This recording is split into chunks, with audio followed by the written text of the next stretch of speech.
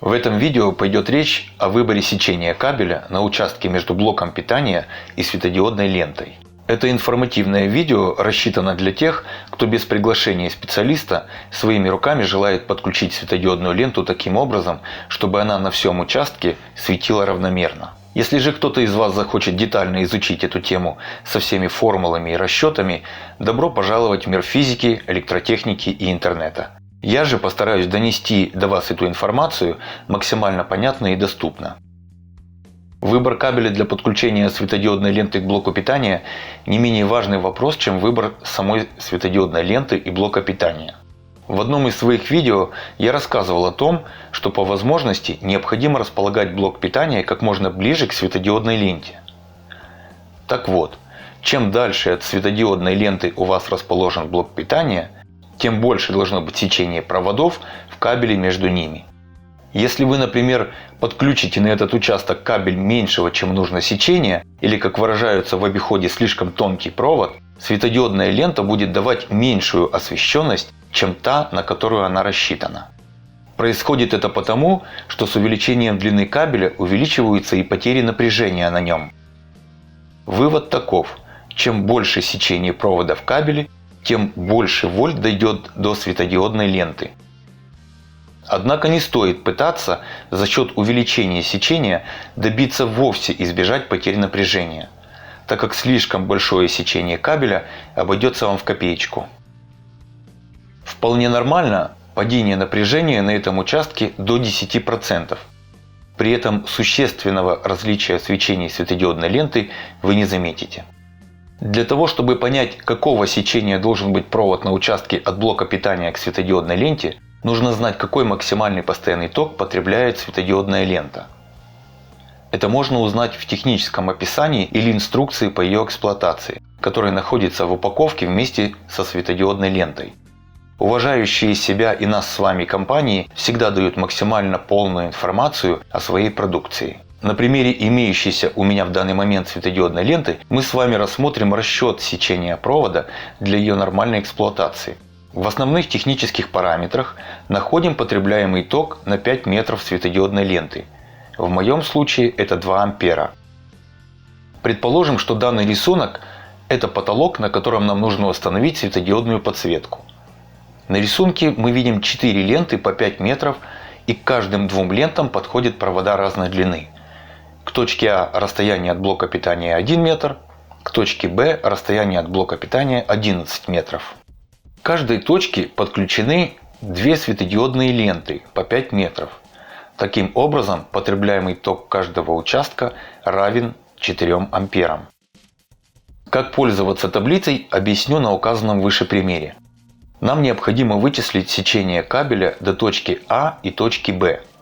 Сверху таблицы под строкой «Потребляемый ток светодиодной ленты» в амперах от 1 до 10 указан ток. В нашем примере он равен 4 амперам. Теперь вычисляем сечение кабеля для точки А, равное 1 метру. Для этого нам вполне подойдет кабель сечением 2 на 0,75, так как такой кабель можно использовать длиной немногим более 3 метров. Теперь вычисляем сечение провода до точки Б, равное 11 метрам. Для данного отрезка нам подойдет кабель сечением 2 на 2,5. Вам остается остановить это видео на таблице, которую я для вас создал, и выбрать необходимое вам сечение провода. В описании под этим видео я оставлю ссылку на данную таблицу. На данном примере хочу вам показать разницу в сечении кабеля в зависимости от его длины и проходящего через него тока к светодиодной ленте. Давайте подключим каждую светодиодную ленту от дальнего участка Б ближе к блоку питания, вот таким образом. В итоге длина кабеля к ленте сокращается и достигает 6 метров. При этом каждая лента потребляет ток 2 ампера. Давайте вернемся к таблице и посмотрим, какой кабель нам нужно выбрать. Мы можем использовать на этих отрезках кабель сечением 2 на 0,75 мм², который при данных условиях позволяет иметь длину до 6,5 метров. А если вы имеете возможность использовать для этих целей кабель 2 на 1,5 мм квадратный, то падение напряжения достигнет всего 2,5%.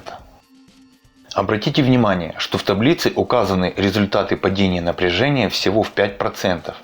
Сейчас объясню, в чем причина, ведь ранее я говорил о возможных 10%. Производители блоков питания указывают возможную погрешность этого прибора до 3%. То есть в случае, если блок питания будет выдавать на 3% напряжения меньше и потери в проводах кабеля будут не более 5%, мы придерживаемся допустимых 10% потерь напряжения, учитывая то, что потери напряжения происходят на самой ленте, по всей длине которой проходят медные дорожки. А это ни много ни мало 5 метров. Визуально это не всегда заметно, но это факт. Избавиться от этого можно подключением светодиодной ленты с двух ее сторон. Кроме того, потери напряжения происходят и на месте соединения проводов.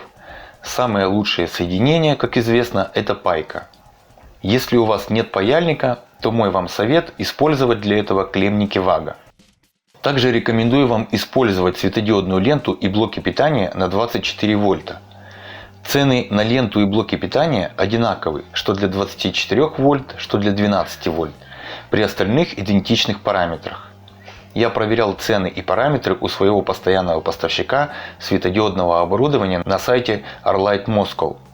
Ссылку на сайт вы найдете в описании к видео или просто наберите в поисковике Arlight Москва. Жду ваших мнений, отзывов и комментариев. Задавайте интересующие вас вопросы.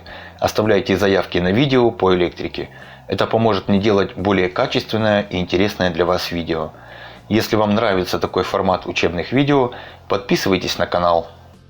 Предлагаю вам другие видео на моем канале «Сам себе мастер», которые вы можете посмотреть, кликнув на заинтересовавшее вас видео.